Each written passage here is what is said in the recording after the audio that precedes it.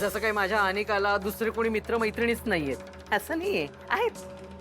हो, तेच म्हटलं ना मी काय आता उर्दूत बोलले का?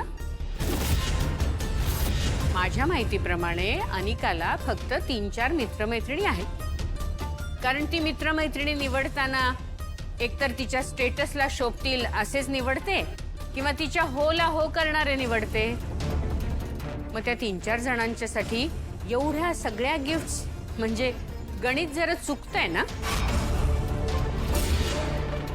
काय लपवताय? आता कुठला नवीन उद्योग करायला चाललात?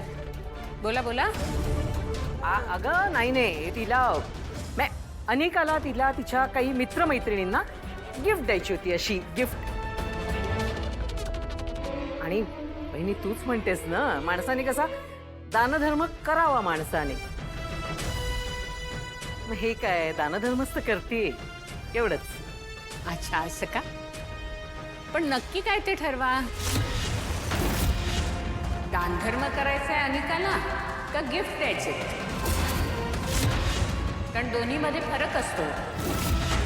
दानधर्म करतो आपण ते पुण्य कमावण्यासाठी, त्यावेळेला कुठलाही स्वार्थ मनात नसतो.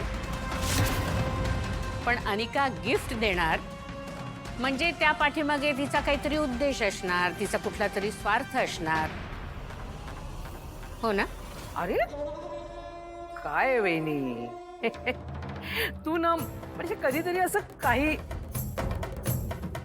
सॉरी त्यांच्यासमोरच बोलायला लागते, पण तू कधीतरी ना असं काहीही बोलतेस. म्हणजे माझ्या अनिकाला काही कमी आहे का? कुठल्याच गोष्टीची कमतरता नाहीये, सगळं आहे तिच्याकडे.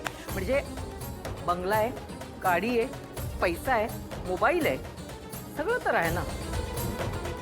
हिला काय कमतरता आहे कुठल्या गोष्टींची? GS होण्यासाठी वोट्स